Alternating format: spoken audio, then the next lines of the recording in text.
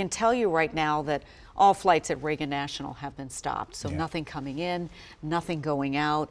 And we know that there were these warming buses that are transporting people from National to Dulles who were expecting, anticipating, leaving tonight from Reagan National. Clearly that is not going to happen given this tragic situation that is unfolding before our eyes. So it's been nearly 2 hours, since that first call came in about an explosion, and we learned about the tragedy here as this flight was attempting to land at Reagan National Airport coming from Wichita, Kansas. Let's go to our colleague, Matt Gregory. He's been at Dangerfield Island, which is sort of south of this area where this is all happening. Matt, what are you seeing, what are you learning, and who have you talked to?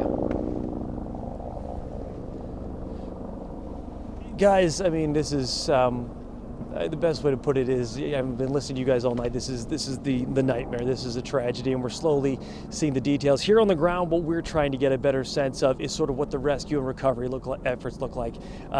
Before we get to show you this, like you've been pointing out, it is cold. I'm freezing right now, and I'm not in the water. The water lake topper says about 40 degrees. So this is just obviously something that's making the rescue and recovery efforts that would already be difficult significantly more serious in this situation. But let's give you an idea of what this is over here. So it's off in the distance, and I apologize for that, but we want to show you to give your bearings of what Leslie and Lorenzo were talking about.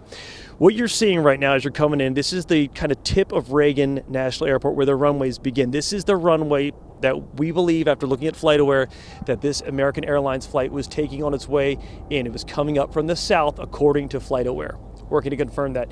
As we move to the right, and you can see all those right there, you see all the police and fire signals. Those are, we believe to be the paramedics and other rescue apparatus over on that side. Now, as you go to the right, you can see sort of off in the distance, a couple of different lights flashing red and yellow right here.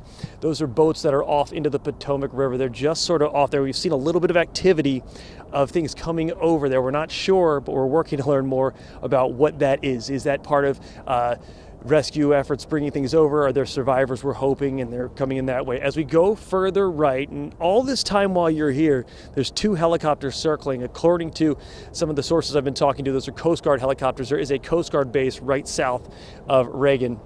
As you get to the right over here, this is another interesting thing. This is probably, if I had to guess, about a half mile, maybe more, from where the concentration of the rescue efforts are. And this looks like a staging area here off to the right. But remember, it's cold, it's windy, there is a significant amount of current.